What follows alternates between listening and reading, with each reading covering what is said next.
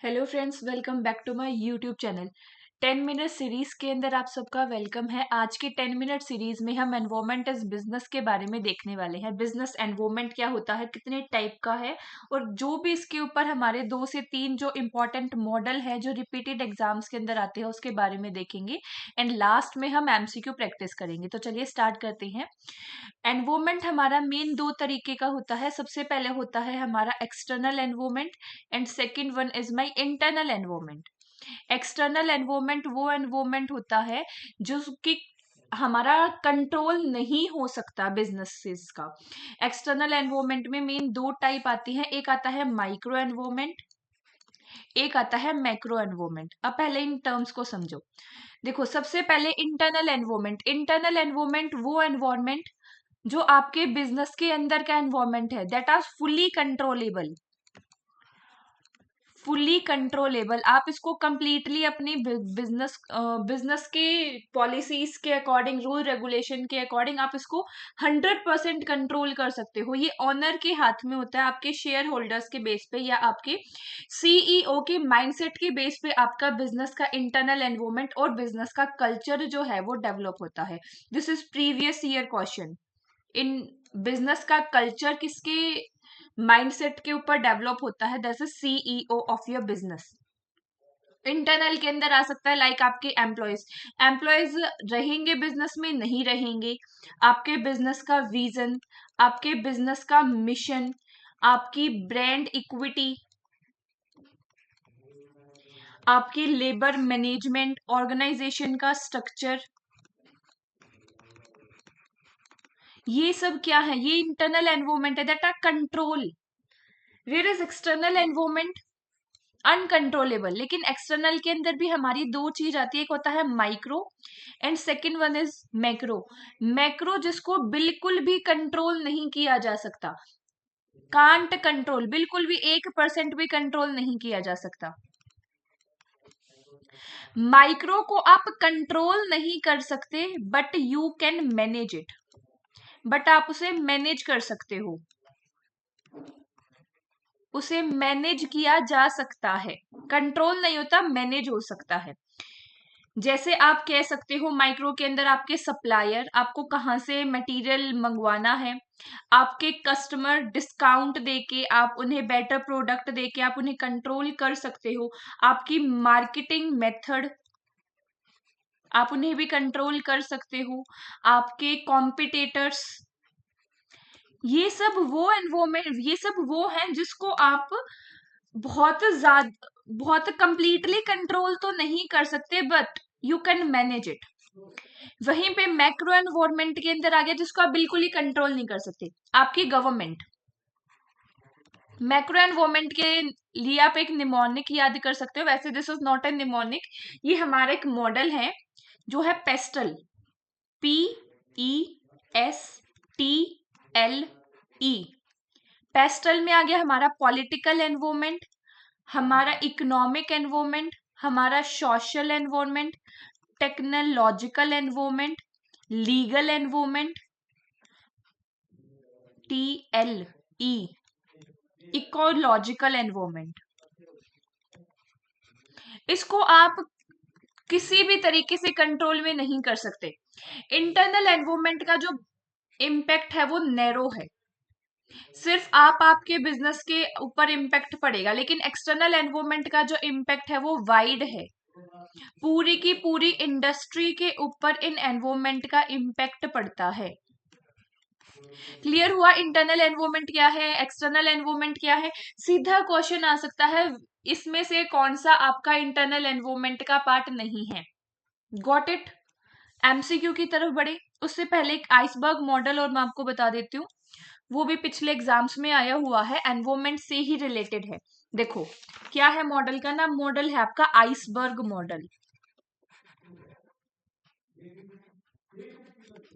सेठ ने ये दिया है आपका, सेठ।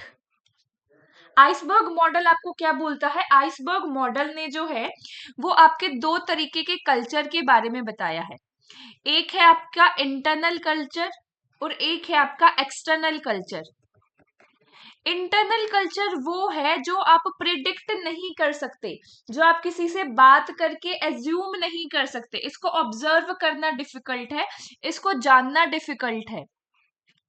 आपके मन में क्या चल रहा है, आप इस जॉब में एंटर एज ए एम्प्लॉय, अगर आप कोई जॉब ज्वाइन कर रहे हो तो आपके एम्प्लॉयर के लिए ये प्रिडिक्ट करना डिफिकल्ट है actually why you enter in this job. आपका एटीट्यूड, आपका बिलीफ क्या है, आपकी कोर वैल्यूज क्या है, जिसको जानना डिफिकल्ट है, जिसको ऑब्जर्व करना डिफिकल्ट है, वो है आपका इंटरनल एनवायरमेंट या इंटरनल कल्चर।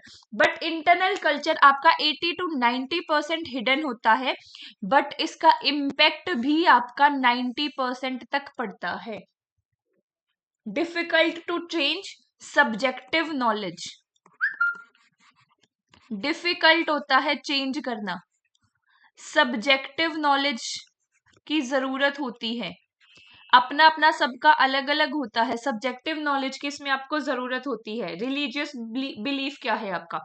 वहीं दूसरी साइड आपका एक्सटर्नल ऑब्जेक्ट, जिसको आप इजीली पता लगा सकते हो, आप इजीली देख सकते हो, ऑब्जर्व कर सकते हो। एक्सटर्नल एनवायरमेंट के अंदर आगे आपकी ट्रेडिशन, आपका बिहेवियर, आपका कस्टम, आपका टेस्ट, या पूछ लो ना कि क्या पसंद है। स्मेल, क्या फूड क्या पसंद है, डांस कौन सा डांस पसंद है, कौन सी लैंग्वेज में बात करना पसंद है, इनका आंसर आप इजीली ले सकते हो। लेकिन इंटरनल एनवायरमेंट आपके मन की बात। समझ में आया आइसबर्ग मॉडल क्या है। आइसबर्ग मॉडल ना वैसे ये आइस के ऊपर ही डिपेंड है। देखो ये मेरी यहाँ पे नदी है, ये मेरा इसके अंदर एक आइस का टुकड़ा है। एक्चुअली में मुझे दिख रहा है ये आइस का पीस सिर्फ इतना सा, मेरे को ये वाला पीस दिख रहा है, जो दिख रहा है this is my external environment. जो मुझे नहीं दिख रहा है, जिसको मैं प्रिडिक्ट नहीं कर सकता, मैं जान नहीं सकता, ये इस आइस का ये वाला पार्ट, ये होता है हमारा इंटरनल एनवायरमेंट। क्लियर हुआ ये पॉइंट भी। अगर किसी को यहां तक डाउट हो तो बताओ भाई। इसमें एक पॉइंट और ऐड ऑन कर लो, कल्चर से ही रिलेटेड है। दो टाइप के कल्चर होते हैं आपके, एक है लो कंटेक्स, पेन चेंज करती हूँ। एक होता है आपका लो कंटेक्स कल्चर और एक होता है हाई कंटेक्स। ये प्रीवियस ईयर क्वेश्चन बना हुआ है इस पे, what is low context and high context. Low context culture and high context culture. Low context culture का मतलब ये होता है कि जो आपके नॉन वर्बल बिहेवियर है, उनको यहाँ पे आप बहुत ज्यादा, नॉन वर्बल बिहेवियर को आप ऑफनली इग्नोर करके चलते हो। लो कंटेक्स्ट कल्चर के अंदर आप ये कह सकते हो नॉन वर्बल बिहेवियर को आप इग्नोर करके चलते हो। वहीं पे हाई कंटेक्स्ट के अंदर नॉन वर्बल बिहेवियर पे फोकस होता है। एग्जाम्पल दूंगी, सब समझ में आएगा। नॉन वर्बल बिहेवियर आपका इंपॉर्टेंट होता है। मेरे को ये बताओ, मैं बता देती हूँ, वैसे इंडिया जो है वो आपका हाई कंटेक्स्ट कल्चर के अंदर आता है। यूएसए जो है वो आपका लो कंटेक्स्ट कल्चर। मैडम एग्जांपल दे रही हूँ, पहले ये तो बता दो ये लो कंटेक्स्ट हाई कंटेक्स्ट होता क्या है। लो कंटेक्स्ट का मतलब है जहां पे आप एक्चुअली में जो वर्ड्स बोल रहे हो आप वैसा ही चाहते हो। घर पे रिश्तेदार आए, रिश्तेदार में हम लेंगे सबसे पहले अपनी बुआ जी को। घर पे आपकी बुआ जी आई, बुआ जी आपको जाते समय 100 रुपए देने लग गई। आपने कहा नहीं नहीं बुआ जी क्या ही जरूरत है, रहने देते, क्यों ही खर्चा कर रहे हो। लेकिन मन मन में आपके क्या लड्डू फूट रहे हैं। तो मन मन में तो लड्डू फूट रहे, एक्चुअली में तो आप वो पैसे लेना चाहते हो, लेकिन बुआ जी के सामने मना कर रहे हो। This is high context. Actually में हाई कंटेक्स्ट कल्चर का मतलब ये है जहां पे इनडायरेक्ट स्टाइल ऑफ कम्युनिकेशन होता है। समझ में आया। इनडायरेक्टली आप कह रहे हो कि बुआ जी दे दो। लो कंटेक्स्ट बुआ के सामने बोला नहीं नहीं बुआ जी क्या जरूरत है, बुआ ने अपनी जेब में डाल लिया, चल भाई बच्चा बना कर रहा है। जो ऐसा बोलोगे वैसा ही सामने वाला मान लेगा। समझ में आया ये लो कंटेक्स्ट हाई कंटेक्स्ट भी। अब फटाफट फटाफट एनवायरमेंट के हम थोड़े से क्वेश्चन कर लेते हैं।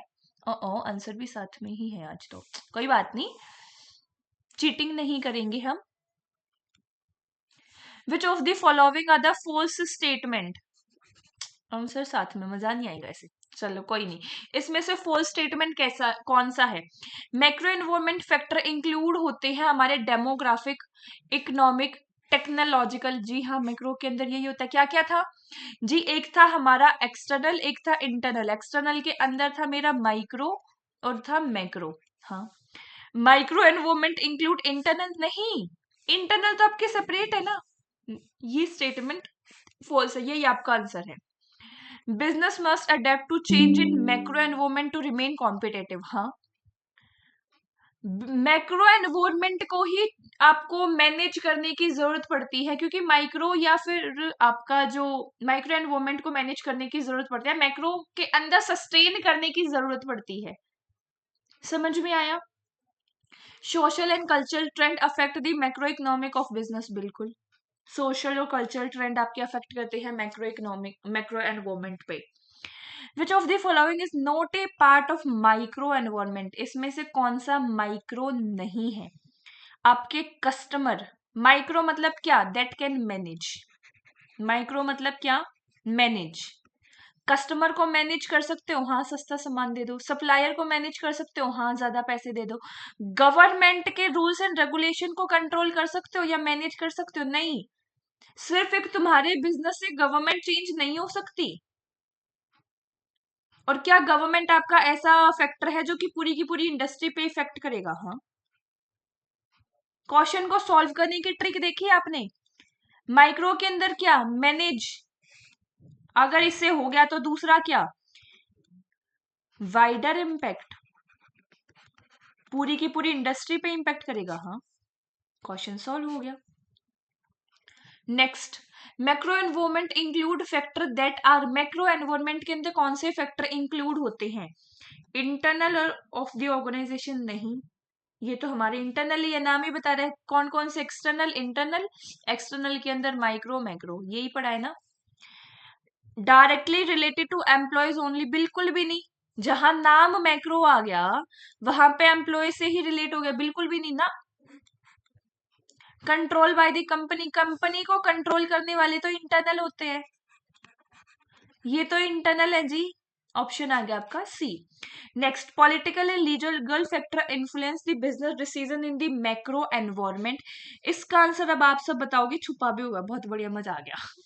Political and legal factor influence business decision at macro environment. Change in government policy can impact ease of doing business in country. इसका आंसर होगा A. A and R are correct and R is correct explanation. How this is correct explanation? Because the government policy influenced by the political environment. समझ में आया? ये थे हमारे आज के क्वेश्चन। उम्मीद करती हूँ आपको समझ में आया होगा। इसी 10 मिनट सीरीज में आप जुड़ने के लिए आपका बहुत बहुत धन्यवाद। Thank you so much to all of you.